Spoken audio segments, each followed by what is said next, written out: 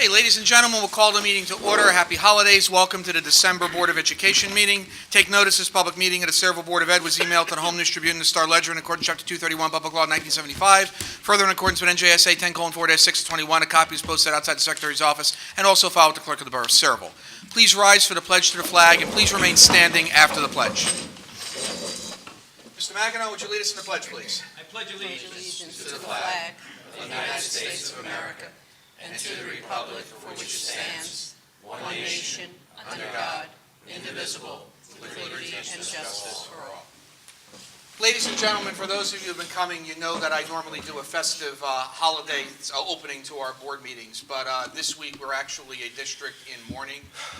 Last Monday, we lost a dear member of the Sayreville family, Mr. Tom Gentile, who is our Director of Humanities and Related Arts here in the district, unexpectedly and suddenly passed away.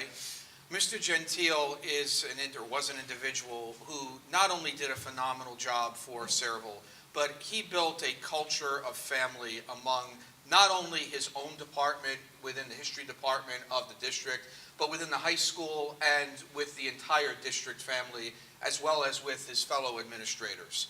He built the type of culture that we all talk about in Sayreville, that we want to be a part of, that we want to work within, and that we want students to feel that they are a part of. He was a very big advocate for civics education, a strong supporter of the American Legion Boys State Program, the Girls State Program. He helped us organize a civics program at our middle school, very big supporter of our Back to School for Legislators Day, which he organized every single year. And he really hoped that he would not only teach students history, but he would also teach them to be good democratic citizens within our society. And anyone who's ever interacted with him, no matter how many times you saw him, no matter how long you've known him, he would always approach you and say, Mr. Syak, Mrs. Batko, Mr. Coleman-Sperger, Coach Beacon. There was always a title in front of it showing the respect that he had for all of the people that he worked with and how much he treasured working here in Sayreville. I'd like to ask for a moment of silence in memory of Mr. Tom Gentile.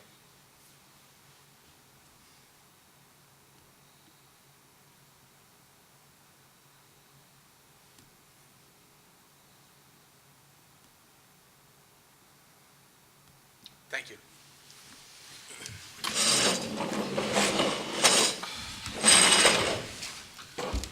Roll call. Mr. Balco? Here. Mrs. Batko? Here. Mr. Bashada? Here. Mrs. Bloom? Here. Mrs. DePinto? Here. Mr. Esposito? Here. Mr. McAgnoon? I am present. Mr. Walsh? Here. Mr. Syak? Here. Could you go over our executive session items, please? Personnel, including but not limited to agenda items, a student matter, matters falling under attorney-client privilege, and negotiations for principals. Thank you very much. We'll now turn to our very dapper student council representative, Mr. Lewis. First and foremost, I would like to thank Mr. Syak and actually congratulate him. You know, sometimes I think of Mr. Syak as, just the Sayreville Board of Education representative, and sometimes I forget that he's actually the National School Board President. A couple weeks ago, that event came to life when people all around the world from the, involved with the NSBA came. And I appreciated the event. I think touring them around just Sayreville and the school, I thought it was a really cool event, and other people in the board. So I would like to congratulate you, first of all, and how that went. I thought it was actually really cool. Moving on, for student council related events, we recently attended the senior center, and it was the senior citizen trip in which we Christmas caroled and did turkey tray to raise happy holidays theme and joy throughout them, and they actually really enjoyed it. Coming up, related to Christmas and holidays, we have the holiday movie night, where we'll be showing the Polar Express actually here on Thursday night. The admission, if you want to, is a toy, so it would actually benefit the people that actually need, the people in need that actually would like a toy. So it really actually helps for donations and charity. For sports, the boys and girls basketball seasons have started, as well as, other winter sports like wrestling, track, winter track, and all those events. The boys started off with a win against Bishop R on Saturday in a charity game. And I know we played today against JFK on the road, and the girls played at home today. The first wrestling event and match is tomorrow, and I know that track has been taking trips to various locations like New York for events, and the pep rally will actually be after our winter break. As for theater and the arts, Shrek is actually the school play in the spring, and the auditions actually are coming to a close. It's Dr. P's last play before retiring, so make sure you show up and go to that.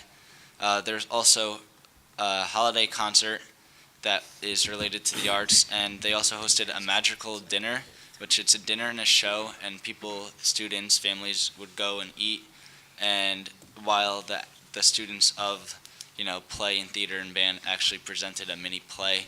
I know I went to it a couple years ago. It was Medieval Times. I was unable to attend the last one, but it actually comes out really good.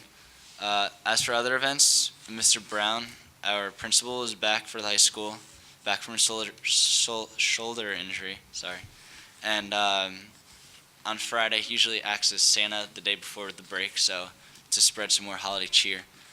PSAT scores actually came back. That was everyone, if you were a sophomore or junior and you elected to take it, took it in October, and so it's really that SAT time of year with seniors getting their last applications in and stuff like that. Peer leadership applications also were available. They help out the freshmen, they were due, so it's seniors that are looking to help out freshmen and guide them through their first years of high school. Heroes and Cool Kids is another club that they actually go. It's like a mini peer leadership for younger people. They actually travel to the SUES, Arliss School, and they also, play mini games, teach them, work with them. Really cool stuff that they do to, raise awareness and actually teach them, the kids, about, what it means to be growing up.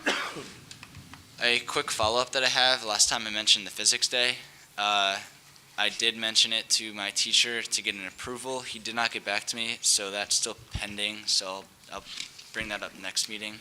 And to cap it off, I just want to wish everyone Merry Christmas, Happy Holidays, Happy New Year, good health and to you and your family, and looking forward to the next year. Same to you. Same to you. And the same to you and yours. Any questions or comments for our student rep?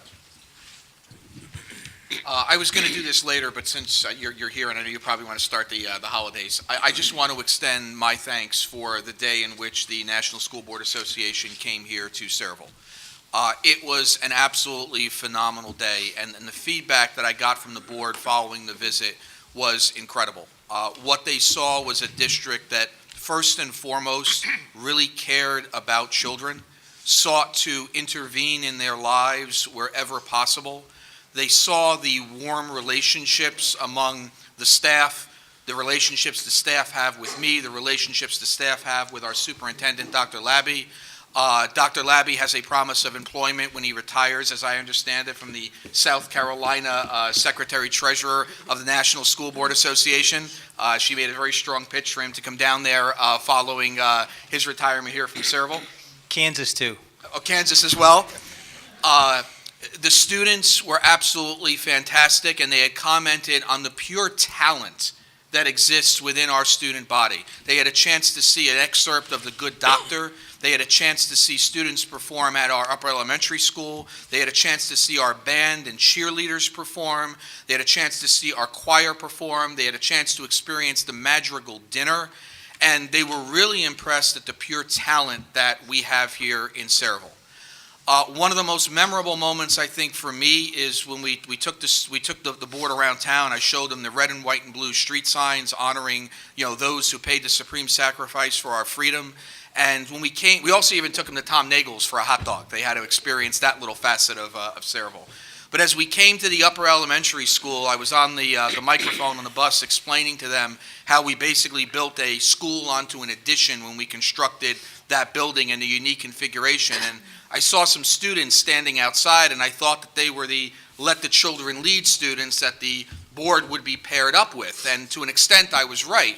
So I mentioned to them that, we have some students waiting to greet us, and the board was excited, and I could see them on the bus all kind of like getting up out of their seats and peering up looking for the students, and as the bus got a little closer, I said, actually, we have a lot of students to greet us.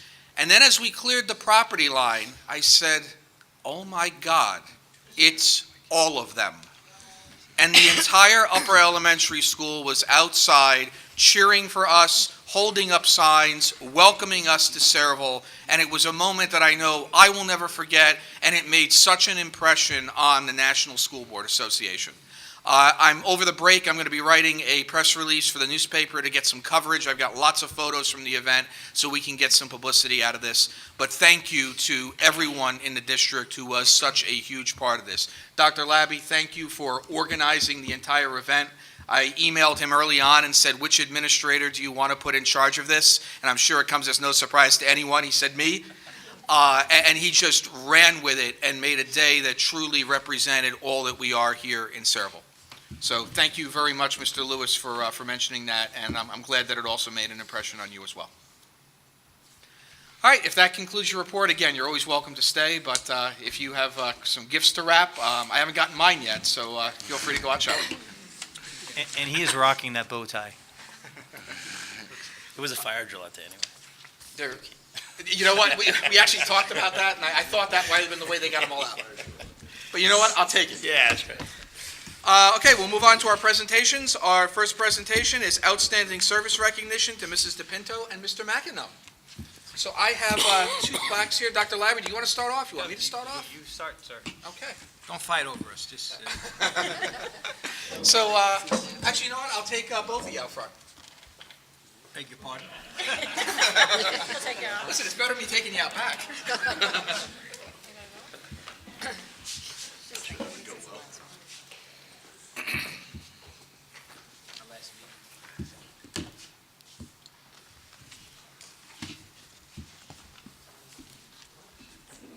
So, ladies and gentlemen, this is both a happy time and a sad time. It's a happy time because we're refreshing the board, we're bringing on new ideas and new leaders, but at the same time, we're also saying goodbye to some veteran leaders and some outstanding leaders for the Sayreville Board of Education. So first, I want to recognize Mrs. DePinto for all of your years of service to the Sayreville Board of Education from May 2011 until December 2017. And I had a great opportunity to really get to know Mrs. DePinto when she and I served as president and vice president together. And I got the chance to really understand how she thinks, how she acts, and how concerned she really is not only for the students of Sayreville, but also for the parents and community members. And that piece was always first and forefront on her mind. Anything that we wanted to implement. Do we have community buy-in for it? Are we communicating into the community? And having that partnership as the board vice president was great for me as president because you had a chance to, reality test everything that we were doing, and you had someone that you could trust to bounce ideas off of. Mrs. DePinto, you've been a phenomenal advocate, and I want to congratulate you on all of your outstanding years of service. We'll get a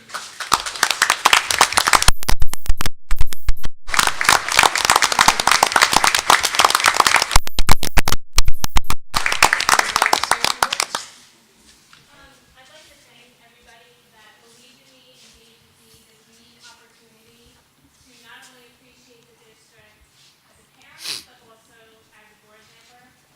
I really appreciated it. I'm going to miss being a board member. It was a hard decision for me not to run this year. I decided to spend more time with my family. And I congratulate the new board member that will take my place. I also got to work with so many dedicated teachers, staff, board members. So I also got to see a great district, not only through my service, but my children were and are educated. Thank you.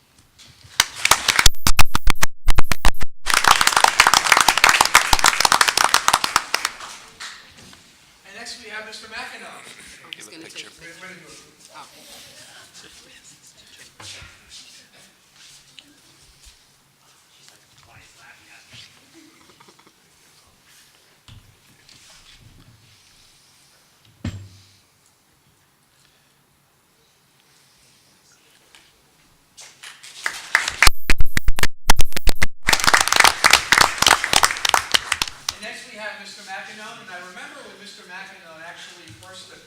on a candidates night.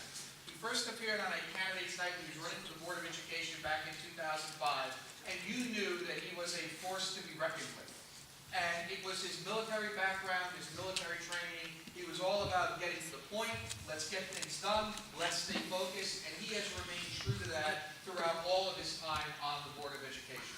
He served as president, I believe it's been for 7 years, 7 or 8 years? 8 years. 8 years as president of the Sayreville Board of Education, served 1 year as vice president when Mrs. Bacco was president of the Board of Education. But what Mr. McEnone has always been about are two things. First of all, he's always been about raising the bar for student achievement in this district. Always about getting more students going to college, more programs for science, technology, engineering, and math, more students pursuing math-related courses, higher level courses, more students taking the SAT. And the second thing he's always been about, or maybe it's the first thing he's always been about, is love of country and the military and the armed forces. And thanks to his leadership, we've been able to bring into this district for the first time the junior ROTC program. And that program is a tremendous fit for the Sayreville Public Schools. And Mr. McEnone, that will be your legacy to Sayreville War Memorial High School, probably more than anything else you've done, and you have a long litany of accomplishments on this board. Mr. McEnone, I want to congratulate you on your outstanding service. Thank you.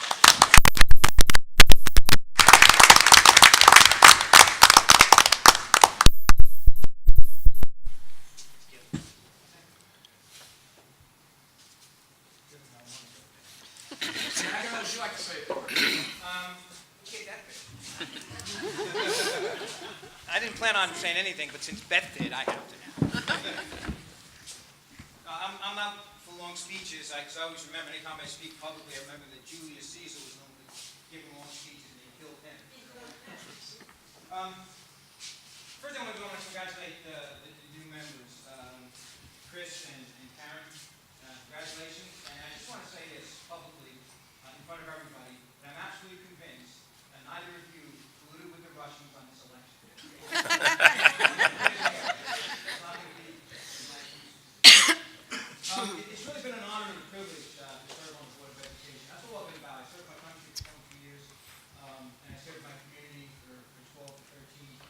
And I'm proud of that fact. Sayreville is a good school district, and the reason I ran for the board is not because I needed to do something on Tuesdays, Wednesdays, Thursdays, and Friday evenings. It's because I value education. 3 of my boys went to the school districts. They all came through this high school. They're all college educated. They're all professionals. Not one time ever when my daughters come home to say I don't have or not like going to school.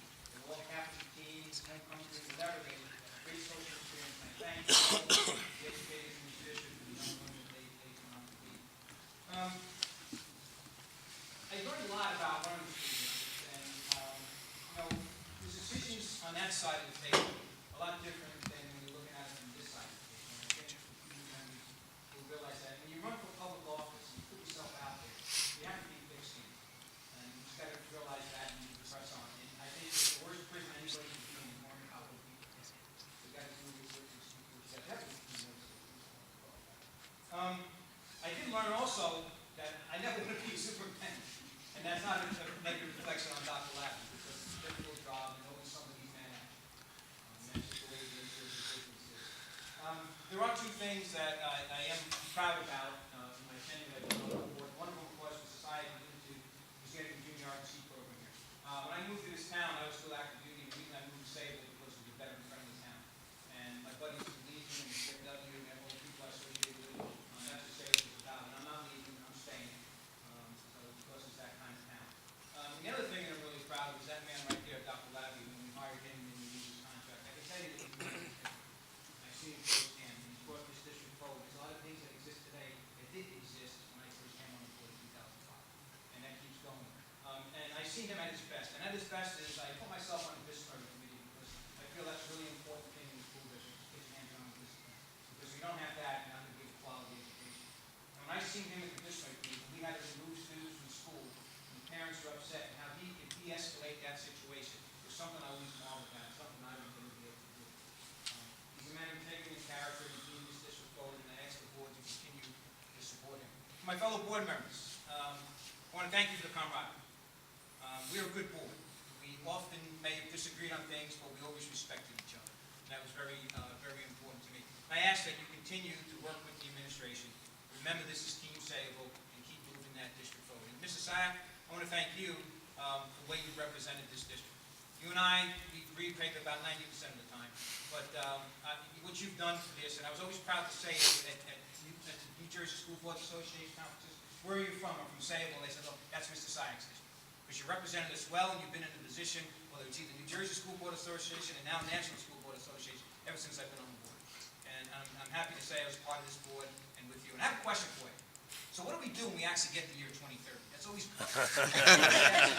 You know, you're just going to have to continue coming to meetings and find out. And lastly, now that I'm going to be a member of the public, I will do something I always fantasize about doing. That's coming to a school board meeting, sit in the audience, between this is still coming and this is over, snarl at you and laugh at you and say stupid.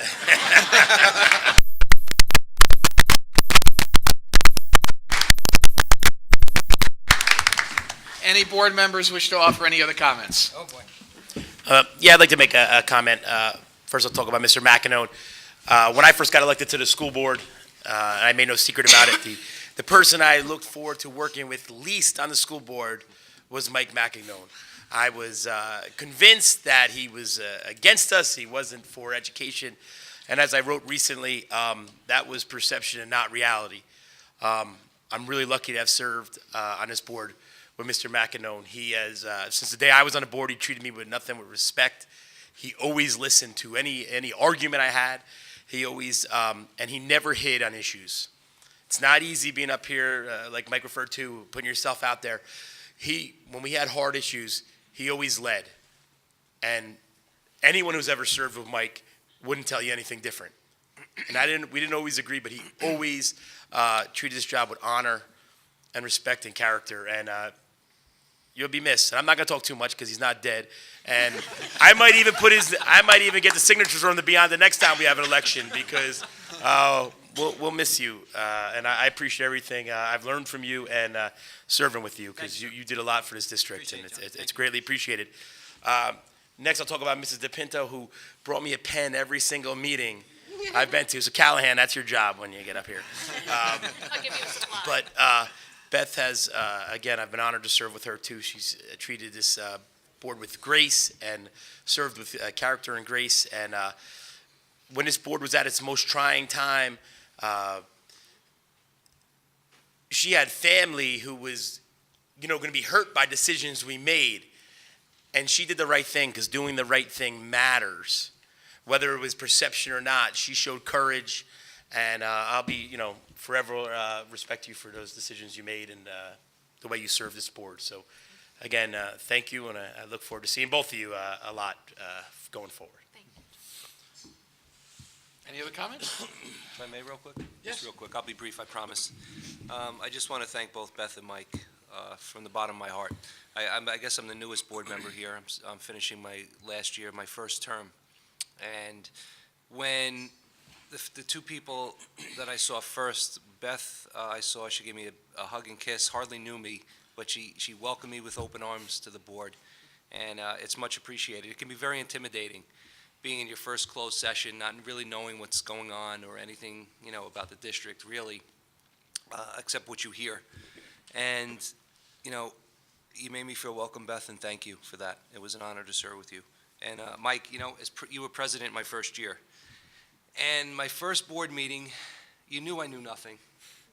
I was coming in cold, right? I'm sitting there hoping nobody even looks at me, like the new kid in town. And the first, I forget what the topic was, but the first topic, the first question, you reached out and said, Anthony, what do you think about it? And you brought me right in, and thank you. I didn't hug and kiss you, though. You did not. That was after. That was after. But I just want to thank you. It's and I won't forget that. It's important. So thank you very much. Thank you. For making me feel welcome. Anyone else? Okay, I have to put my 2 cents in as well. I already said this to Mike. I don't know who's going to pick on me now that he's gone, but I'm sure there'll be plenty of people rushing to do that. But I always enjoyed having a little back and forth with Mike. He's a good man. I respect him. He served. My son served. So we have that in common. I taught his daughters. He has a lovely wife. And now they have you all the time in the evenings. They're not happy, but They're not, well, okay. And Beth. Beth is my little sweetie. She's always been outgoing, accommodating, friendly, and I will miss that. Anyone else? Mr. Bishada? First of all, Mr. McEnone, thank you. Thank you for your service to this board and to our country. As I continue with this, we worked together.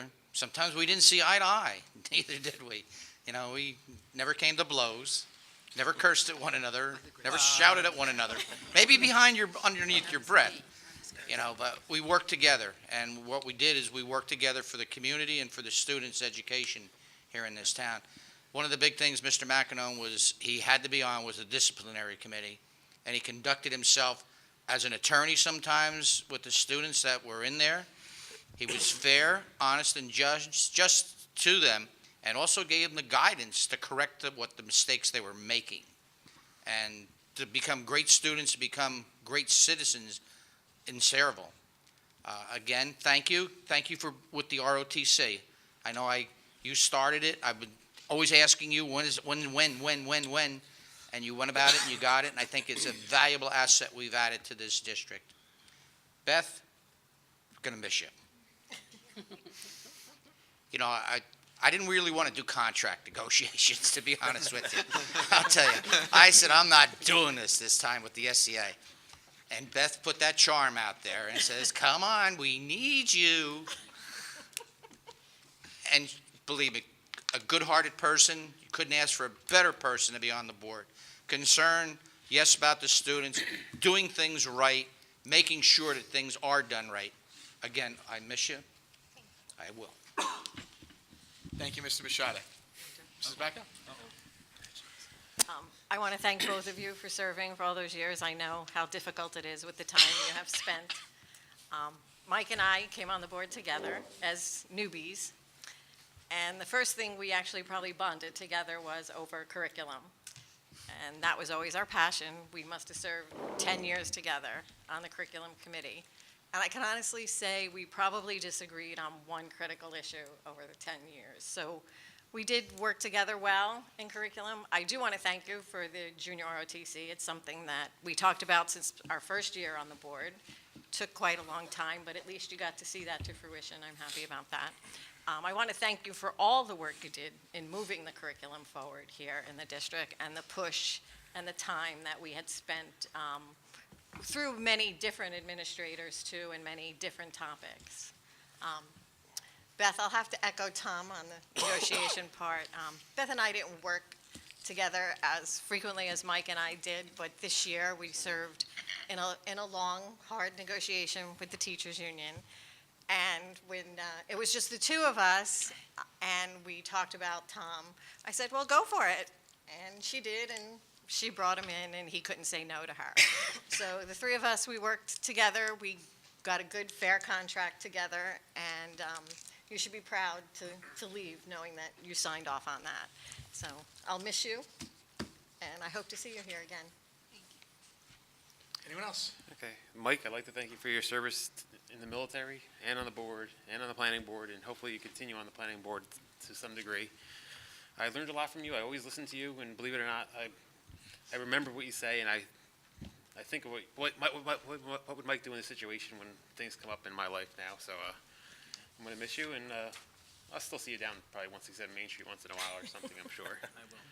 And Beth, I probably first met you probably when my Victoria was in kindergarten over in Arlith, and I followed you through all the PTOs, and you're always such a hard worker in the PTOs, and when you came on the board, you continued the hard work. We're going to miss you here.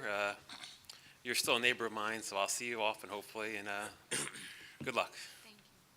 Mr. President, now that the Love Fest is over, can Beth and I leave? Actually, you can't, because our ex officio member of the board has not yet eulogized either one of you. And he still has 15 minutes. Thank you, Mr. Sayak. On behalf of the administration, the faculty, support staff, and of course our amazing students, we cannot thank Mr. McEnone and Mrs. DePinto enough for everything that they have done for all of our students. You truly are impressive leaders, but more importantly, inspiring and incredible people that I've had the honor and privilege to be able to work with for the past several years. Beth, one of the first lessons I learned from you is when you throw that pen down, I'm in trouble. So my key was to look at Beth with that pen, and as soon as that pen dropped, I knew that I was in trouble. But seriously, you taught me so many things. You are someone that has sacrificed so much, as every board member does. When you work closely with the Board of Education, you realize what a sacrifice these people make to serve this community. And you, by all means, has sacrificed a great deal. And you do it for no other reason than the children in this district. The way in which you lead through your heart has always impressed and, more importantly, inspired me and will continue to do so. So I thank you very much for that. Mike, you talked before about integrity. Well, I've never met a person with more honor and integrity than you. I can't thank you enough for your guidance and your mentorship as a leader for me. I have truly benefited far beyond what you can imagine from working closely with you. And I definitely have learned how to lead with honor and to lead with integrity because of you. So we will greatly miss you. Hopefully you will come back, as I know Mrs. Trapp is somewhere out here in the audience. And we miss her very much too. She still continues to email me. She'll still continue to text me every once in a while, so I can keep track of how well she's doing. And I hope that both of you will keep us close, because I don't want to say goodbye. We just want to say thank you, and we'll see you soon. Congratulations to you both.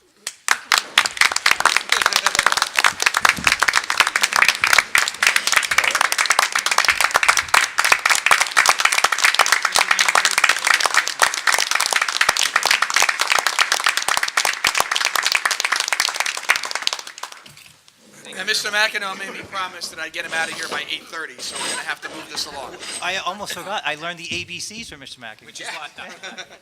Accuracy, brevity, and clarity. And in keeping with that theme, I also want to quickly recognize I went to a swearing-in ceremony last night, and we are proud to have with us tonight the newly appointed mayor of Metuchen Borough, Mr. Jonathan Bush. Mr. Mayor.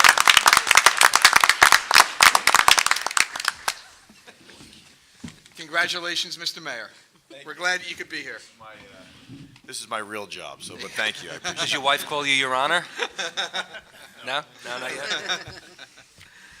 Okay, we will move on now to our food services budget by Ms. Hill and Ms. Jenkins.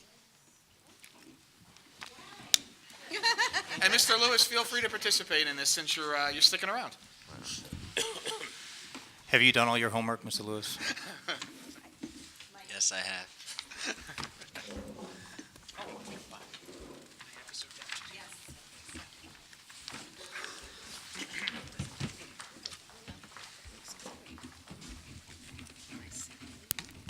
Can you guys hear me if I talk like this, or do I have to hold it? Hand it over to you. Okay, is this better? Yes. All right, because I am going to read and and talk, so you'll have to bear with me. Okay, as Mr. Sayak mentioned, my name is Michelle Jenkins, and I'm the Director of Food Services and Child Nutrition here at the Sayreville School District. I have been doing this for, I'm not going to tell you how long, because it's been a very long time. Anyway, I'm also a registered dietitian, so it kind of goes hand in hand to be a director as well as a child nutrition educator, too. So ultimately, our mission is good nutrition, and our program objectives are to provide nutritionally well-balanced meals to the students in our district. We do have pretty strict meal regulations, which we have tried to get across to parents and board members and staff. They have eased up slightly, but they're still in effect. We serve school breakfast and lunch in our district. School breakfast meets a quarter of the RDAs, which is your recommended dietary allowances. They also are consistent with the dietary guidelines for Americans. And school lunches, the next one, next slide. Am I hitting the slide or? You got it. And school lunches provide a third of the RDA for calories, nutrition. Oh, no, you better do it. Okay, you're going to do it? Okay.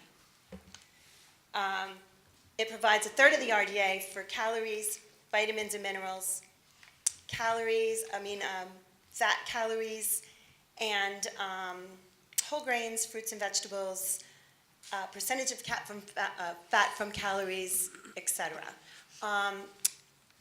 The slides that you see there are slides from the middle school. Those are the salads that are prepared and sandwiches that are prepared at the middle school, and that's some of the displays to show some additional fruits and vegetables that we serve with our meals. The next one. Some key points of information we just want to kind of go over. This is on our website, but as mentioned before, we do serve both breakfast and lunch in the district. Our prices for breakfast and lunch have not changed in the last 3 years. Students need to take 3 out of the 5 items for the meals that are offered on the menu. One of those items has to be either a half cup of fruit or a vegetable. Free and reduced meal applications have to be filled out on an annual basis. We do have a 30-day grace period in the beginning of the school year to honor the previous year's eligibility status, but once that 30-day period expires, the people that don't have free and reduced applications in are now paid students. Some of our accomplishments from last year: we implemented breakfast in the classroom in all our K through 4 elementary schools. Participation doubled in the newly implemented schools. Our wellness committee remains very active. We do disseminate information to the students, parents, and staff. And all of our schools are actually involved in many wellness committees, or wellness activities district-wide. We developed as a committee an IOU policy that was submitted for approval. And some of the new things that we incorporated in the high school was we participated in a pilot study with the Dairy Council for making smoothies for breakfast, which was well received by the students. And we also created a salad bar for students, incorporating all the vegetable subgroups so we can actually try to eliminate those sweet potatoes that the kids love. We continue to make strides in the nutrition education with the new meal regulations, establishing student advisory groups. We're always looking to increase our lunch participation, so we offer themes days, taste testing, try to market and present our food a little bit more palatable. We try different menu items with the students, and if we do offer new menu items, we do offer taste testing with them. We're looking to explore more options to increase breakfast participation. We're looking to also increase more wellness within the school district and provide more information on our district website. These next few slides are actually just showing our participation starting for this school year in comparison to the bottom numbers with just average meals served. I'm not going to go through them individually, but you can see our participation in September, which usually is on a lower side, is still in the mid-40s.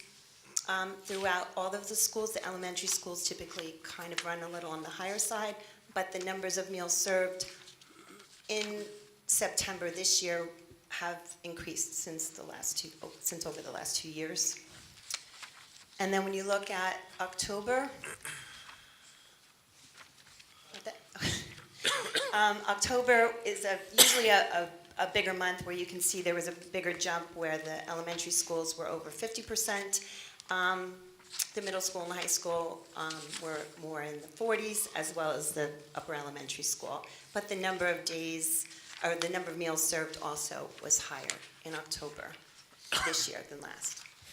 I think last year, someone was questioning about the money for reimbursements. I think Mr. Esposito you asked about the monies for reimbursement.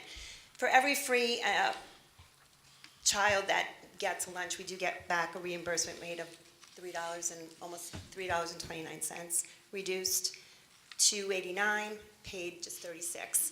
We do get an extra 6 cents per every meal because we do follow the meal regulations, so that extra 6 cents is for every meal served. The next one. For breakfast participation, you can see in the elementary schools, we're kind of in the teens, and you can see Arlitt Schools, 22%. We definitely are increasing in our percentage of participation in those schools since we've implemented the breakfast in the classroom. Our upper elementary school in September, middle school and high school are still on the lower side, but we're still showing a growth in percentage over the last 2 years. If you look in October, you can see it pretty much jumped a little bit more to closer to the 20% over in Arlitt. And the middle school and the high school still lower, but you can see some improvement, and the upper elementary school is actually jumping up into the teens. The National School Breakfast Program, we do not get any state subsidy for it, but for every free meal served on a federal level, we get $2.09 back. And for every reduced meal served, we get $1.79, and only 30 cents for every paid. Some of the areas that need improvement, I mean, this is pretty much an ongoing situation, but there's candy sales that happen throughout the school, and I get that the school activities need to make some money, but they pretty much can't do it while they're during the school lunch times.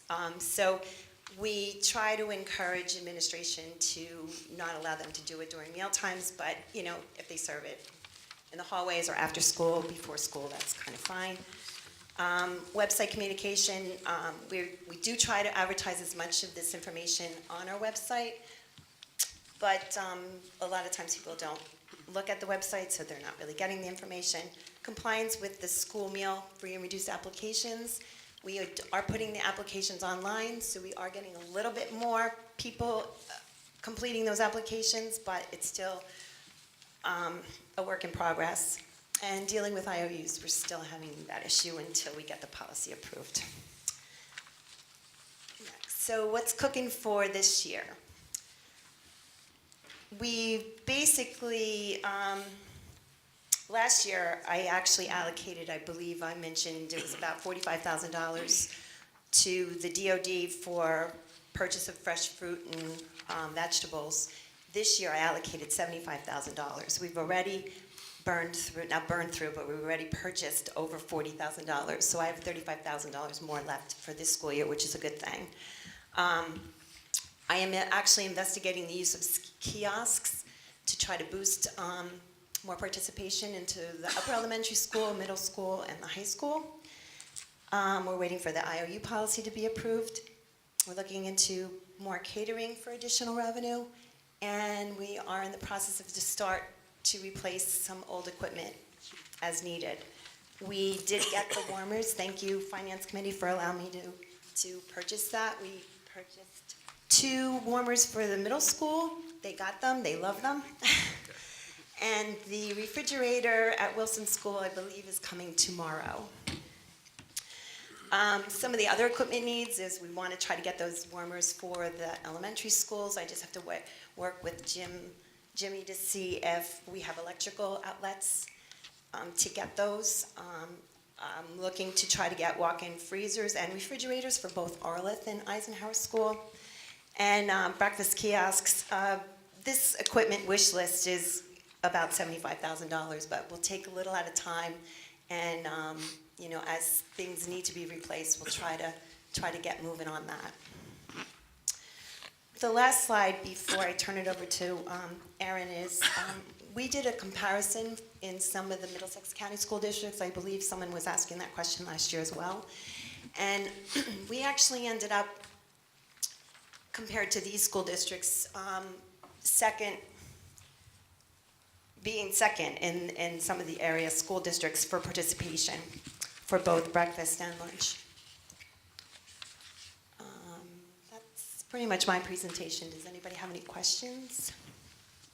And just a note on the IOU policy, that one is sitting with me. The policy committee has seen a cleaned-up revision of that, and I spoke to Dr. Labby. We're going to have a meeting the first week in January, and we can get that to the board for approval. I combined it with some content from New Jersey school boards. Oh, good. There weren't Okay. any substantive changes to Okay. what you proposed. Perfect. That's I have great. a question, if I may. Yes. Could you, first of all, I'd like to, I had a myriad of questions, but Erin directed me to invite you to a finance meeting because it's more Okay. conducive for that meeting than tonight. Hopefully January, if you're available. Is the first Tuesday in January, Erin? Is that what we do? Second Tuesday this month? Sure, Do that? sure. Okay, great. So I have a question about a kiosk. Okay. Can you just, what is it? What and- is it? Yeah, in the process, and what do you think it'll enhance sales? Well, I'm actually in the process of just doing some investigation. Right now, to purchase a kiosk, I think might be a moot point. So I'm looking to try to get some sort of a cart. If you can envision, hold on, I might even have a picture that I can show you.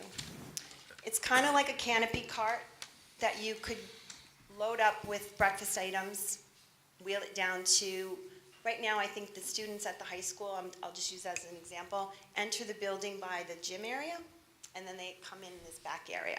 So we might be getting those kids for breakfast coming in here, just from this back entrance. So students that would enter the gym area may not get a chance to come through.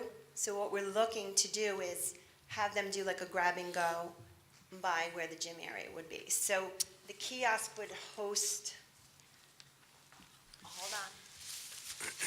These are like our little breakfast things. They're like a bag breakfast. It contains most of the stuff we would have to offer, some additional fruits and vegetables on that cart, and the milk. So it would host all of that stuff or have all of this stuff. The kids would grab that. The tablets that would be part of that thing, they're touch tablets, and that would connect with our POS system through the wireless. So we can kind of claim them as they're walking in. Ultimately, I believe, are we getting new key cards or some kind of scanning things for the kids with attendance? Like we may be able to kind of coordinate that whole thing together with the kids' PIN numbers and IDs. So that's a possibility. Okay. But rather than put that whole investment in on an equipment side, I would just like to try to get a cart or try to get a makeshift cart. Maybe we can get one from our snack vendors to kind of trial it out and see. If we can pick up an additional 100 students, we're talking about doubling our revenue, what we're doing now, you know, like we've been doing with breakfast in the classroom with the students, and the revenue is there. Similarly, we can do something at the middle school and possibly the UES. I know I'm working with Stacy now because they have the literacy camps, or they come in and do, yes, in the morning, and those kids actually come for breakfast early. So we're going to try to do a kiosk thing for them because they enter the building in the main entrance, and then we'll just try to take their numbers down and then put it in our POS system. So if we can generate a little bit more there, and I know the upper elementary school right now is serving an average of like 166, but I mean, there's still, we're missing a few kids there too. So if we can get those kids fed earlier, I think that might even help them with the literacy and their what they're learning and the tutoring or whatever that they're doing. But I would more than happily attend your Great, finance committee. great, thank you. Any other questions for Ms. Jenkins? I just have a comment. One of the things I look Not- forward, Not the chicken parm. no. That's my favorite. No, I I'm just- sorry, I didn't make it No, for I you. just wanted to make a comment that the thing I look forward to most about board meetings was the food. And as my fellow board members attest, I never had a bad meal here, so I really appreciate that. And you've been serving it since I've been here. And the chicken I just parm- heard you like the crumb cake, and I don't make that. The chicken parm has always been my favorite, and I think it rivals the finest restaurants. I just wanted to throw that out. Oh, thank you. I don't cook, my staff, which I have to actually thank my staff for their support in coming out here for me, because they've been doing that since I've been doing this, so. And Thank I also want to say congratulations on being number 2, you know, of the districts that you have represented there. And, I mean, there's a good cross-section of the county in terms of participation. Yeah, we pulled that information. I had a colleague suggest that we get this website, and Erin and I actually sat down and pulled the information while she was typing. I was investigating what schools were closer in comparison. Also, I believe we are the only school district there that's self-op. I was going to mention that as well, because I Yes. think we are, yes. I don't believe, I mean, I knew that some were not, but I believe all of those other school districts are also run by management companies. Yeah, so to have our own program, Correct. provide jobs to the community, as well as have that high a Correct. participation rate. Yeah, and I think, just to do a comparison, I know some of those costs of their meals are a little bit lower. Their labor costs are also a lot lower. Right. So, I mean, I think all in all, the numbers are not, they're not really lying, but they're pretty true to what it is, and I think we do a great job with what we have, with the amount of labor that we're paying versus the higher pricing on our meals to Right. do that. Any Okay, other I'm gonna questions for Ms. Jenkins? I actually have a comment. I know I'm not an expert in this category, but just as being a student in the lunchroom, I noticed that when it says areas that need improvement, candy and other food sales that occur during school hours. I really don't think you can improve on that, just because even just today, I know that I sold about 20 chocolate pretzels to students all around the lunchroom, and that was in just 5 to 10 minutes. So I don't You've think now you wanna identified your limit problem. that. Yeah, yeah. but what I'm You know what saying- it is? I understand that everybody wants to gravitate toward the candy. It's just kind of a competitive food sales situation that's more of a, I'm not going to get into it with you. I understand that you can do that. The improvement is more to not do it during, you shouldn't be doing it during that. Just as an example, I'll stop, but if child nutrition came in for our audit and they saw candy sales being done here, we would get fined, or the money that you make technically would have to go into our food service department.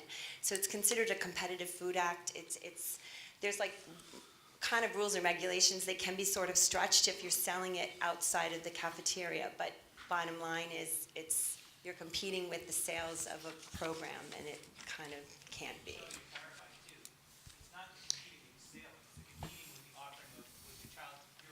Correct. Right, so candy versus, right. Yeah. Right. It's the non-nutritional competitive act or something, I don't know. So that's really the improvement. It's not so much that you're doing it to raise money, because I understand that it's a nice revenue generator for you guys to get to go to Florida and whatever. And that's the challenge. I mean, we have a lot of events that we need to fundraise for, students need to fundraise for. Sure, yeah. But I also think that it was made known to the students that that's not supposed to occur anytime, any place during school hours. Just as Shelley said, if they come in and fine us, you guys aren't going to pay the fine. Well, But that's not your problem. That's No, on the no. administration who is supposed to monitor we that try to in nip this it building. early enough, yeah. I mean, and again, I'm not gonna, I would never deny that to happen, but I'm just saying, typically, child nutrition stays out of high schools because we're not the only high school that does this. And again, even as having, been a teacher in the building, we have kids fundraising for sports and fundraising for things that are going on here. When we said they couldn't do candy, then they started selling clothing and other things. But one day I had a kid come in and say, "Who are you selling for?"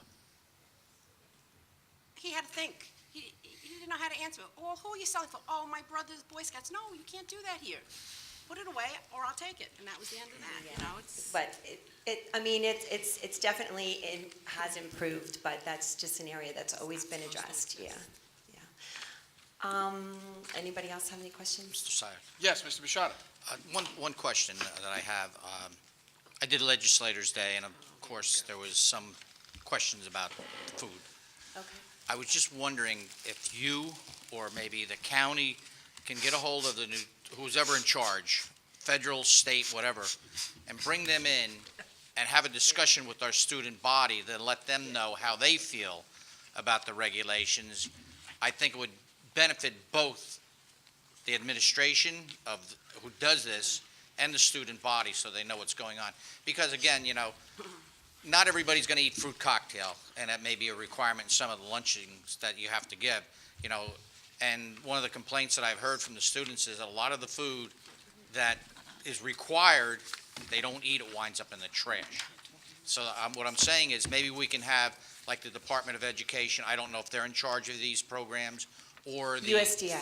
the federal, have these people come in and speak directly to our students and get the feedback, because they are the ones that are being nourished, and maybe they're not satisfied with the nourishment they're getting. I could relay that information out there. I think the bottom line is that we're trying to teach kids better education.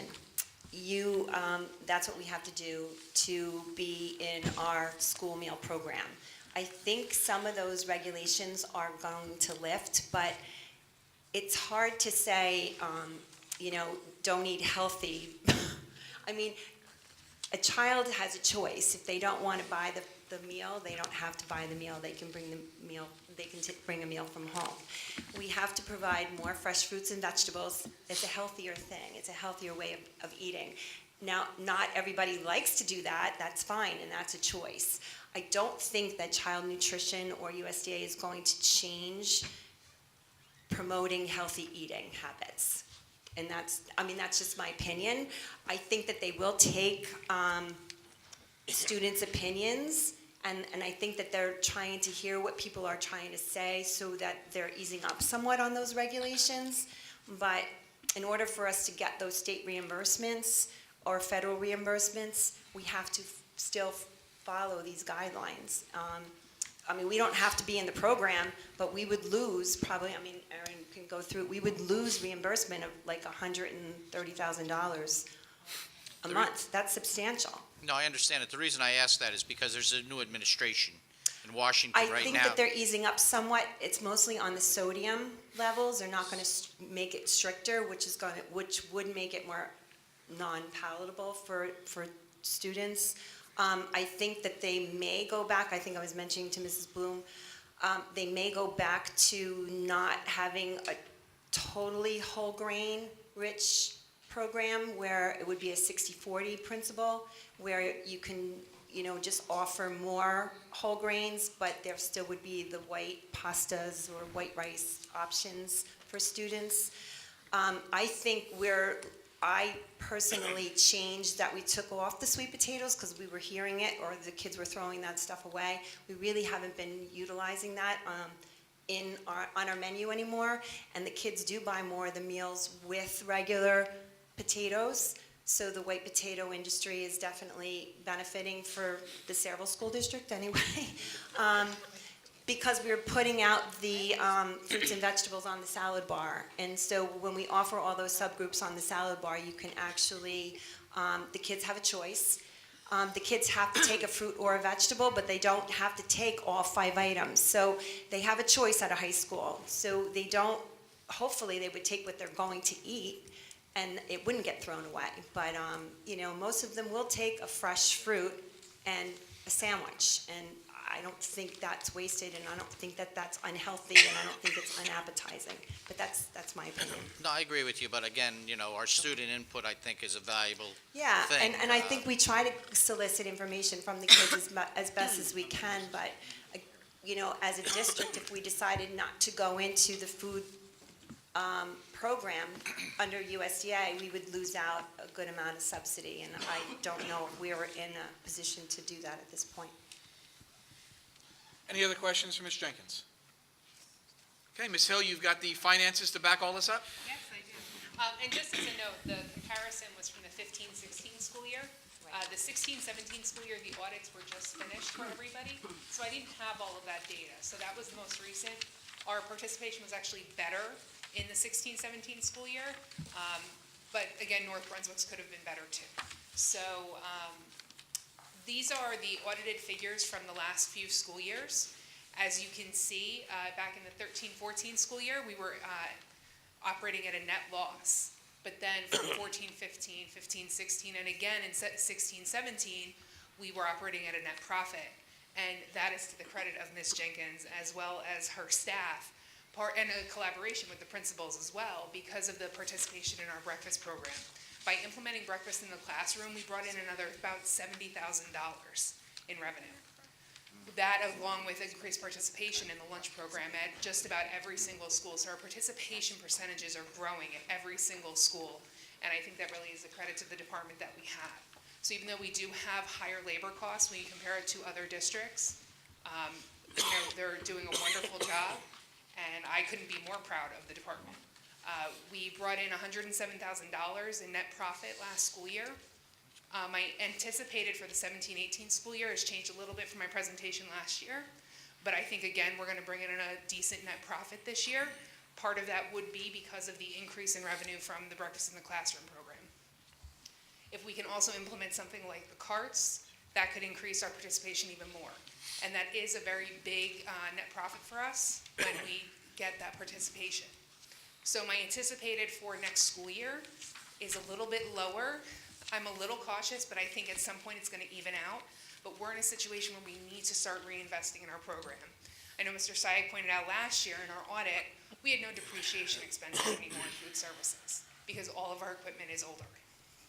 So we need to start buying new equipment and reinvesting in the program. Things like the warmers is something that I think could benefit our participation if we have more hot food readily available at all the elementary schools. And that's really all I have on the finances side. It's been pretty steady and consistent, but we are increasing, and I think that's a good sign for the years to come.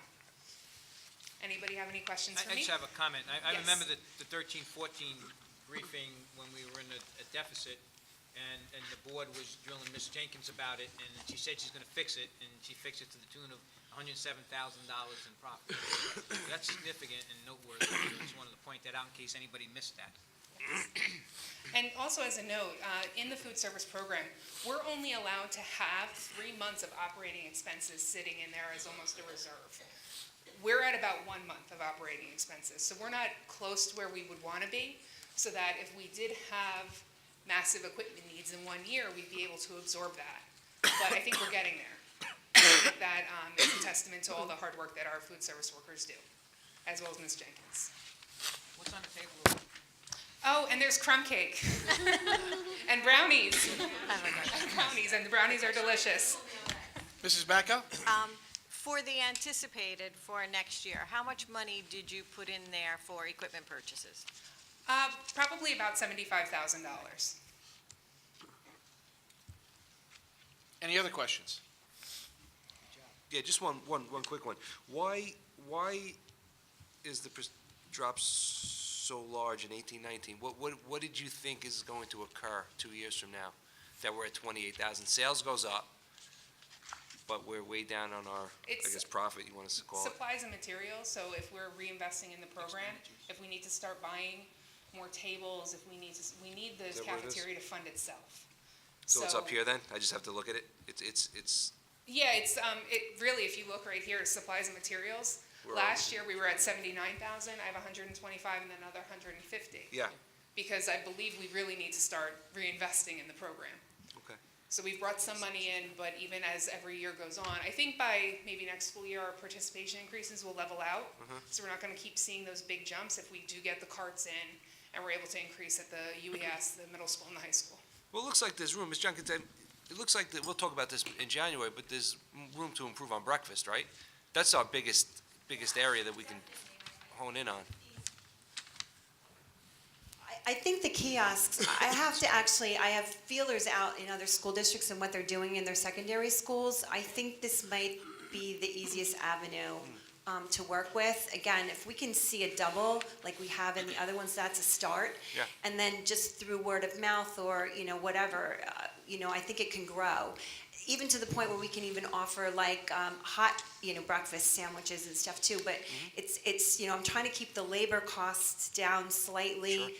But another area of opportunity for the kids to get that. So I'm trying to work with seeing the best way to get that done. Sure.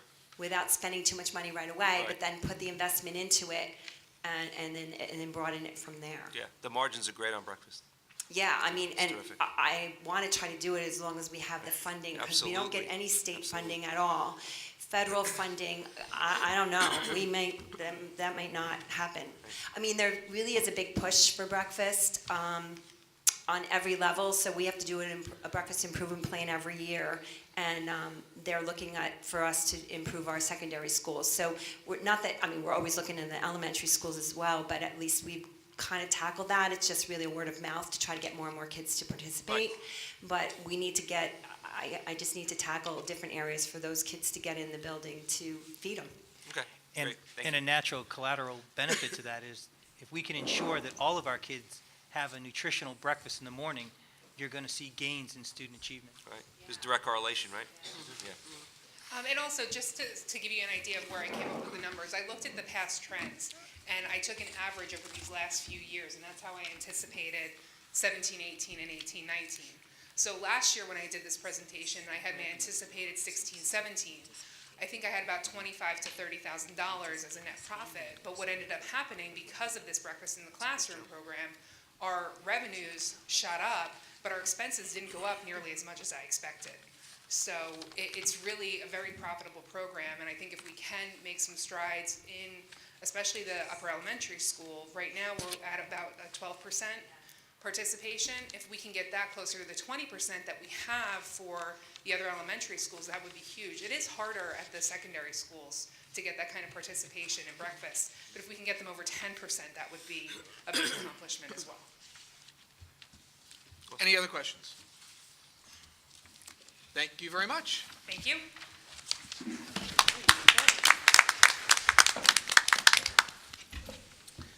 Under correspondence, we have the work order reports. I also have a letter that was sent to me today, which we can enter into correspondence from the Sayreville Education Association, and it was requested that I read it aloud.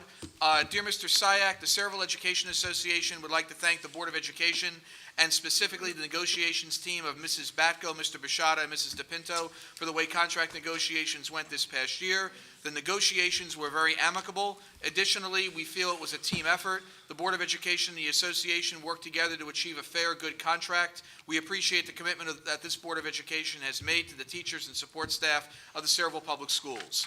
Furthermore, we would like to wish Mr. McEnone and Mrs. DePinto all of the best in their future endeavors. Mr. McEnone should be applauded for his efforts in curriculum and instruction, and Mrs. DePinto has been an inspiration to all with her determination and fight.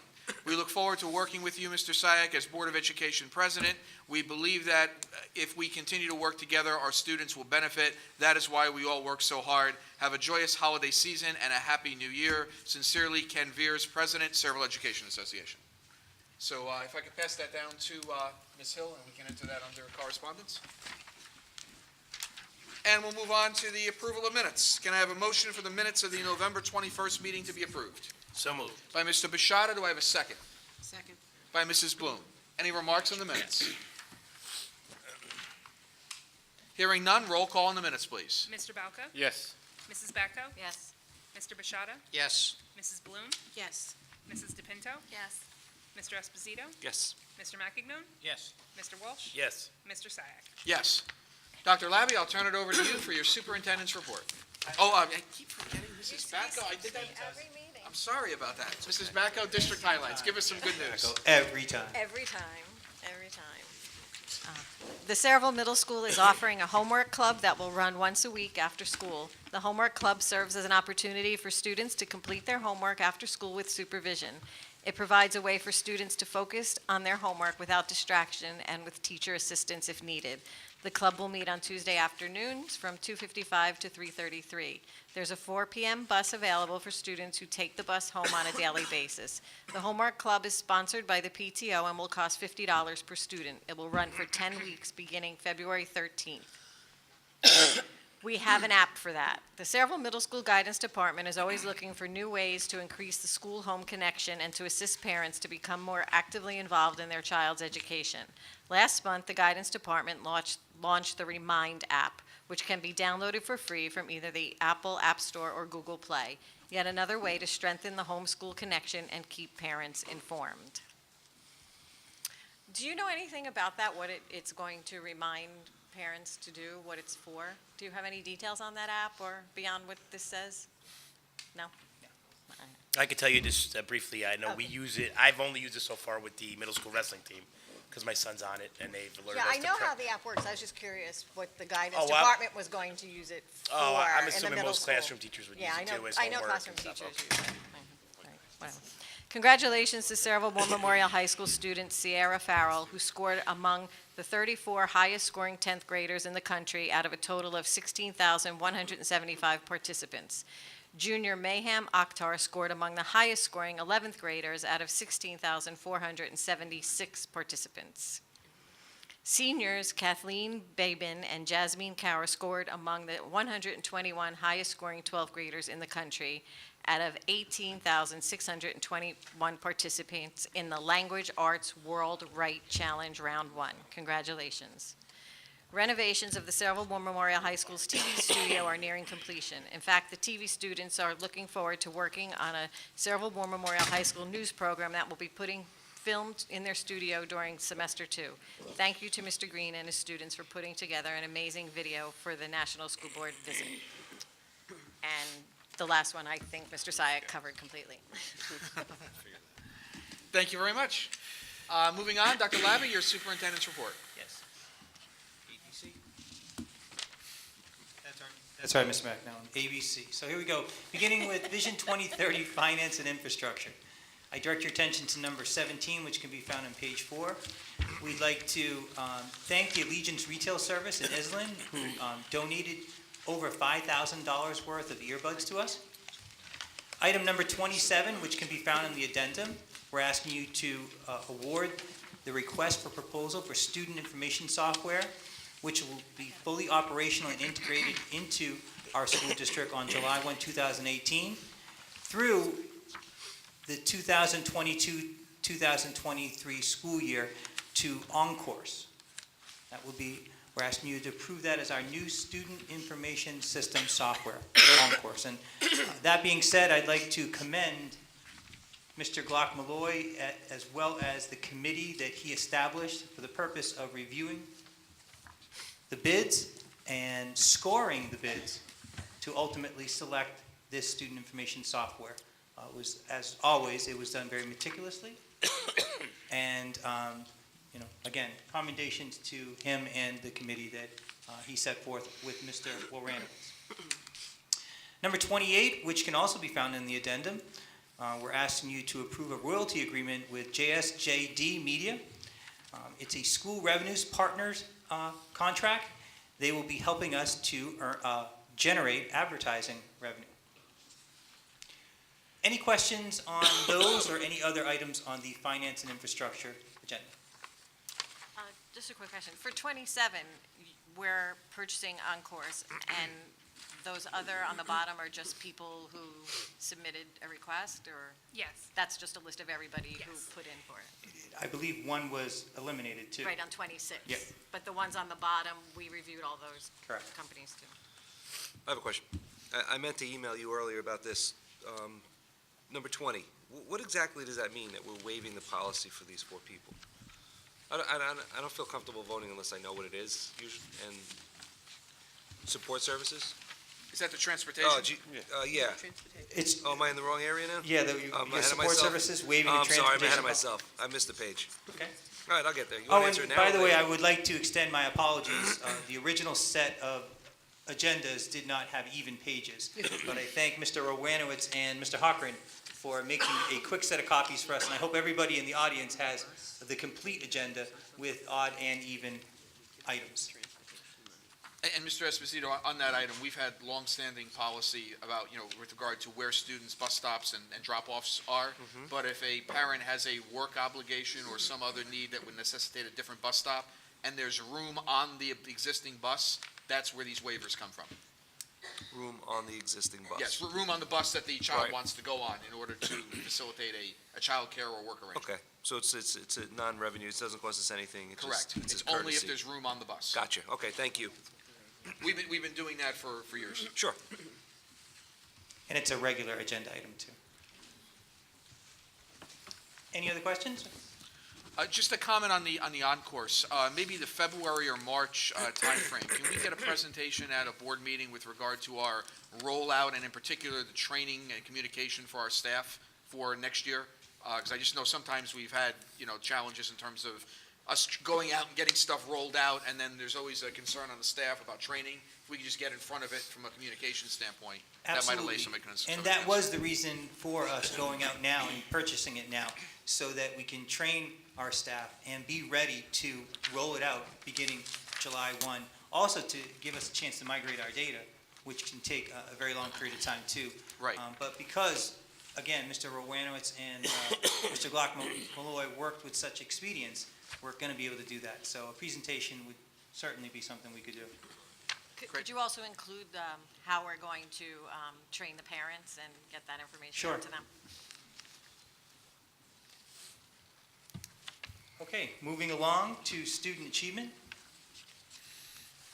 We're asking you to approve the new courses that are listed there for you for the 2018-19 school year at the Sayreville War Memorial High School.